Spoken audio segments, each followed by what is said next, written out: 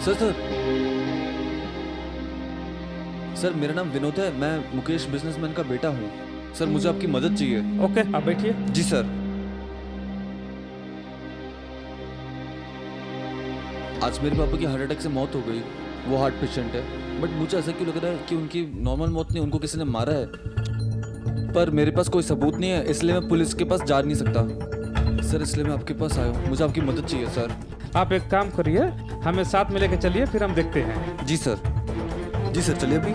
आओ तुम लोग भी चलो।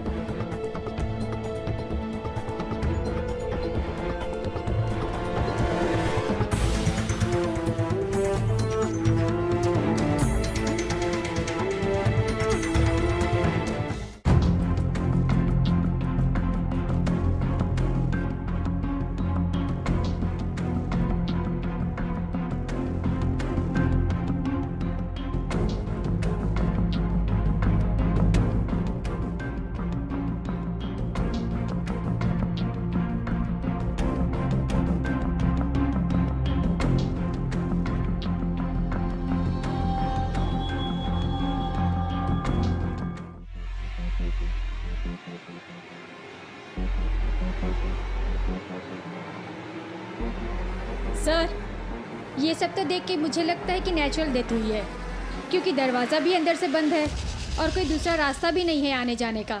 मौत की वजह भी हार्ट अटैक है, जो नेचुरल है। तो फिर ये मर्डर कैसे? ऐसा नहीं है। Neha, yes sir. कुंडी चेक करो। अगर लोहे की होगी तो मर्डर है, अगर नहीं है तो नेचर डेथ है। सर लोहे की है।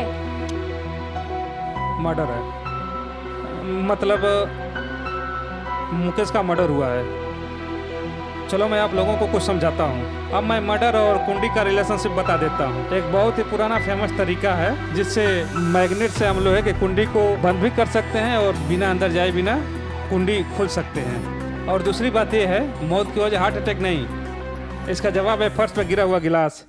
इसमें जो पानी था ना, इसमें ग्लूकोज और ड्रग्स मिला हुआ है, जिससे हार्ट फेल हुआ है। इससे तो एक बात साफ है कि ये मर्डर है और खूनी यहीं पे कहीं ना कहीं है, क्योंकि खूनी घर के दरवाजे के बारे में और मुकेश जी के बारे में पूरा जानता है।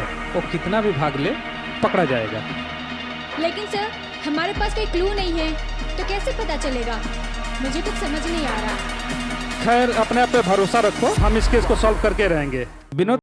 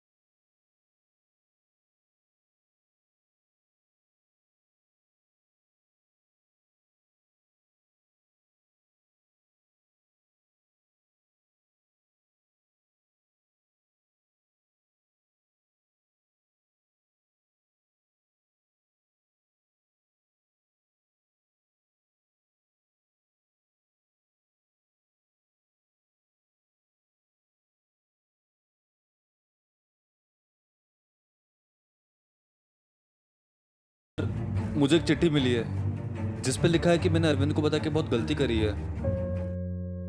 सर मुझे अब एक बंदे का फोन आया था, वो कह रहे थे कि तुमने अरविंद को बता के बहुत बड़ी गलती कर दी। सर मुझे बहुत डर लग रहा है सर, प्लीज मुझे बचा लीजिए सर, मुझे जान से मार देगा। सर प्लीज मेरे को बचा लीजिए, मुझे बहुत डर लग रहा है सर। सर कोई मेरे को मार देगा सर, मुझे ऐसा लग रहा है सर। उसको बहुत गुस्सा आ रहा है सर, प्लीज बचा लीजिए सर मेरे को सर, मैं बहुत डर रहा हूँ सर। Sir please sir. चलो जल्दी करो।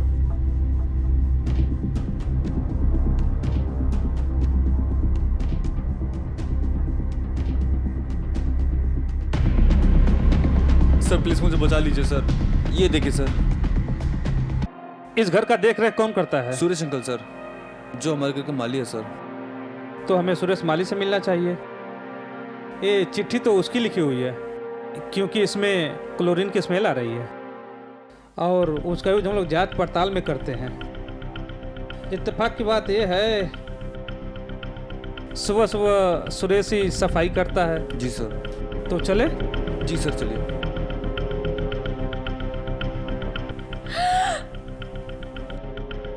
Oh my God. Oh my God sir, इसने तो आत्महत्या कर ली है। अब क्या होगा?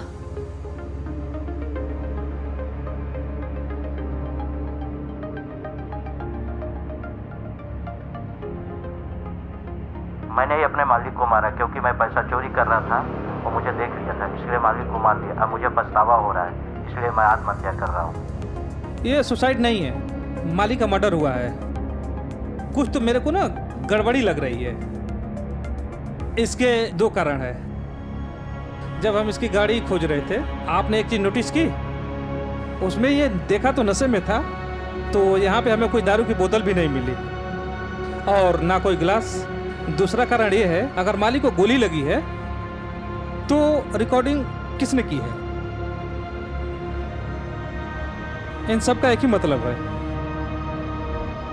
मालिक की रिकॉर्डिंग जिसने भी की है और जो गोली वहां पे चली है वो मालिक को नहीं लगी। बस ये हम लोग को गुमराह करने के लिए किया गया है। ये तो एक मोहरा था, असली कोई और है। इससे तो साफ पता चल जाता है कि खूनी तो कोई और है। नया, पुलिस को कॉल करो। खूनी का पता चल गया।